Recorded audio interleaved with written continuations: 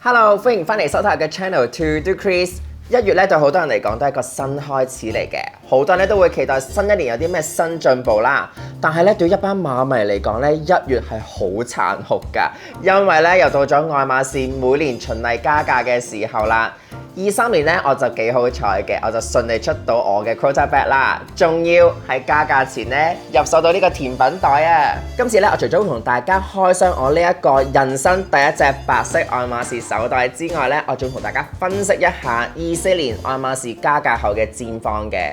我梗係會講大家最關心嘅 BKC 啦，究竟佢哋加咗幾多錢呢？我等大家 like、subscribe 同埋撳埋個鐘仔之後咧，我就開佢出嚟見大家先啦。Hello， 今日咧係12月28號，仲有幾日咧就1月啦。咁咧愛馬仕每年1月大家都知道係一定會加價噶嘛，咁所以咧我就爭取機會咧問個 SA 咧喺加價前有冇機會買到多個袋啊？真係有啊！大家見到呢個盒，估唔估到係咩嚟咧？其實咧呢一個袋我就應該自己唔啱用㗎啦，咁但係咧趁用現價點都買咗個甜品袋先啦，係咪？送俾媽咪又好，送俾邊個都好啦，總之一定要用現價除咗先，喺加價前。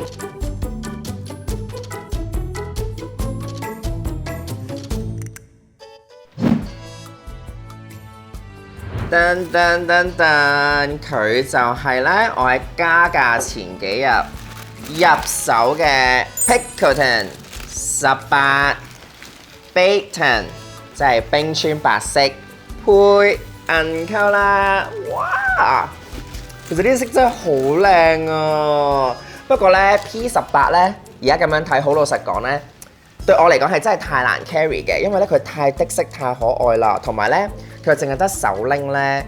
我拎上手嘅話就有少少似玩具袋嘅，咁但係呢，我就真係諗住喺加價前呢，我入手定，咁我希望呢，可以喺新年前呢，我送俾媽咪做新年禮物，咁佢可以過年有新袋用啊嘛。其實 Pickelton 嘅設計理念咧，最早期咧係要追溯到1837年嘅。當時咧，愛馬仕係設計俾法國貴族去旅行嘅時候咧，餵馬用嘅。但係去到2002年咧，愛馬仕咧就將呢一個餵馬袋設計改良，搖身一變咧，成為而家嘅 Pickelton 水桶袋啦。大家有冇發現咧，愛馬仕好多袋名咧都係用女性名同埋人名嚟到做命名咧？但其實 Pickelton 咧係一個法文專用嘅量詞嚟㗎。Pickelton 咧係解做每一日咧，我哋要餵馬去食幾多燕麥份量嘅量度單位嚟嘅。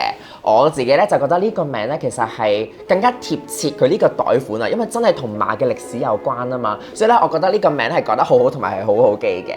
Pickelton 就係一個水桶袋型啦，中間咧其實佢係一個就咁一個 open top 啦。咁我覺得咧成個設計最特別咧就係呢一個皮帶扣啦，因為咧佢係俾你穿過去啦，然之後咧扣翻呢個愛馬仕鎖頭。咁樣吊住落嚟咧，就增加嗰個袋款嘅設計感嘅。同埋咧，如果咧大家驚俾人偷嘢啊，或者唔想個窿太大咧，就可以咧攞呢個鎖頭咁樣墜翻落嚟咧，成個袋型咧又會唔一樣啦。咁我呢隻 Pickelton 咧係18 cm 嚟嘅，佢係內縫設計嚟嘅。內縫咧，大家會見到咧個底部咧個角係圓嘅，唔會尖出嚟嘅。同埋上面個袋身咧就會腍身啲，個設計咧就隨性啲 casual 啲嘅。下面咧個袋仲會有咧4隻腳去保護翻個袋嘅底部啦。咁而 Pickelton 咧，其實同 Evelyn 一樣嘅，佢裡面咧其實咧係冇縫第二塊皮或者第二塊布咧做內裏嘅，所以呢個感覺咧就會再 raw 啲，個袋身咧就會再輕身啲嘅。講翻呢一隻咁有仙氣嘅 P18 先啦，我而家咧拎翻佢出嚟睇咧，我都覺得呢隻色真係好靚，好有仙氣啊！因為咧，其實我自己真係一隻白色袋都冇，我係連淺色袋咧都好少啦。咁但係咧，係近年咧真係白色袋越嚟越 hit 啦，直情咧好似已經上咗神台級咧，同金剛色並列添啊！呢一隻咧冰川白嘅號碼咧係8L 啦，咁咧佢咧其實我又覺得佢係一個好柔和嘅灰白色嚟嘅，咁佢又冇 Nata 嗰種咧咁顯黃啦，但係咧佢又冇嗰種 New White 新白色嗰隻咧咁似塗改液喎，但係佢又冇珍珠灰咁顯灰喎，所以咧佢係所有白灰色嘅中間偏白少少嘅，我覺得，所以咧成個感覺咧就好 soft、好柔和、好斯文大方咯，同埋咧呢一個袋咧係配銀扣嘅，成個感覺咧就再 young 啲啦。Pickerton 咧多數咧都會用到 TC 皮嘅，大家咧會見到 TC 皮嘅特質咧就係佢嘅紋路同埋個顆粒咧係比較粗大啦。咁呢個皮質咧超級柔軟嘅，佢係好襟磨同埋好耐用嘅。唯一缺點咧就真係比較驚水嘅啫。咁但係咧，我覺得用喺 Pickerton 呢個袋款咧，我覺得 TC 皮咧真係一個不二之選嚟嘅。又到咗大家最緊張嘅價錢環節啦！咁我呢一個 P18 咧，我係喺1月頭未加價錢出嘅，當時咧係25,100蚊嘅，咁而家加咗價之後咧就係27,000蚊啦。咁 Pickerton 嘅升幅咧其實係比較細嘅，咁就大約係7% 左右。咁但係其實我自己覺得咧，就算佢加咗價去到27,000蚊啦，我覺得佢都係物有所值嘅，因為咧佢比起其他大牌子嘅袋咧，我覺得真係抵好多。因為你喺 Chanel 同埋 Dior 咧，你用27,000蚊，可能真係只係買到一個連電話都裝唔落嘅小廢包。所以咧，其實我好建議大家愛馬仕嘅新手，如果你真係想入坑嘅話咧，不妨真係由 Pickerton 開始入手，然之後慢慢 build up 你嘅 profile， 我覺得 Pickerton 係一個好好嘅選擇嚟嘅。當然而家已經冇咗零配貨呢支歌仔唱啦，我都有配少少咧，我先至夠膽問 SA 咧去攞佢嘅。如果咧大家都想知道我配咗啲咩嘅話咧，就可以 follow 我嘅 IG DM 我咧，我就話俾大家聽啦。除咗 Pickerton 之外咧，全線愛馬仕嘅產品咧已經係1月頭加咗價㗎啦。喺我分析愛馬仕加價趨勢之前咧，我想問下有冇觀眾係加價前出到靚袋咧？喺下面留言話俾我知，我哋一齊分享下你嘅喜悅啦！愛馬仕喺24年嘅加幅咧，普遍都係5至10% 左右嘅。咁其中大家最關注嘅 Birkin 同埋 Kelly 咧都加咗唔少㗎。咁咧以普通皮嚟講咧，最熱門嘅 Birkin 25咧已經由上年嘅87,200蚊咧加到去93,400蚊啦。咁啊升幅咧就大約係7% 左右嘅。咁而 Kelly 25咧就比較少嘅加幅，咁就93,700蚊咧加到去97,800蚊，咁就大約4.2% 左右啦。咁如果上年咧出唔到 Constance 嘅朋友咧，就唔使太過擔心嘅，因為咧 Constance 19咧嘅升幅都係比較少嘅，咁就由72,600蚊咧加到去75,500蚊啫，咁就大約係3.幾% 嘅啫。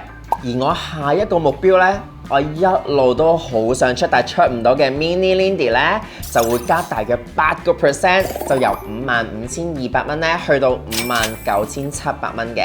咁雖然咧就話有啲袋咧其實都加唔夠10%，咁但係咧一加都要加成幾千蚊㗎嘛，聽到都覺得肉痛啦。咁而稀有皮或者要求一啲特別手工嘅包包咧，個升幅係最誇張嘅。大家估唔估到今年加價之後，一個喜馬拉雅嘅鱷魚皮手袋係要幾多錢呢？係加咗20萬啊！我聽完真係成個下巴跌咗落嚟，係20萬喎。不過我諗可能買得起喜馬拉雅嘅觀眾朋友都唔會 care 呢20萬嘅。今次咧，我係參考埋歐美嘅新價錢嘅，咁果然咧喺巴黎度出到袋咧都係全球最抵嘅。咁加咗價之後嘅 Birkin 25退埋稅嘅話咧係8,600歐嘅啫，兌翻港紙咧係大約73,600蚊嘅，咁都平過香港成2萬蚊㗎。不過都係嗰句啦。你要喺巴黎度出到袋真係難過登天啦！咁但係希望咧，我今年咧都可以有呢一個機會咧，飛過去巴黎咧搏多一次零配貨，我就可以拍片翻嚟開心俾大家睇啦。經歷完今次加價之後咧，大家對於喺馬場配貨會有啲咩新睇法呢？加完價之後，你嘅 wish list 又有冇改變呢？我自己嘅話咧，其實就會諗啊，其實因為稀有皮已經個定價好高啦，每一次一加價咧就會係幾萬蚊起跳咯，所以咧都令我認真咁樣考慮下，我應唔應該早買早享受呢？歡迎大家喺下面留言俾啲意見我啊！我哋下一條片再見，拜拜。但係咧，我用係咪真係太細咧？你哋覺得？我咁樣睇，其實個色咧就幾襯我今日呢個 look嘅，但係咧硬係覺得好似有啲太細啦。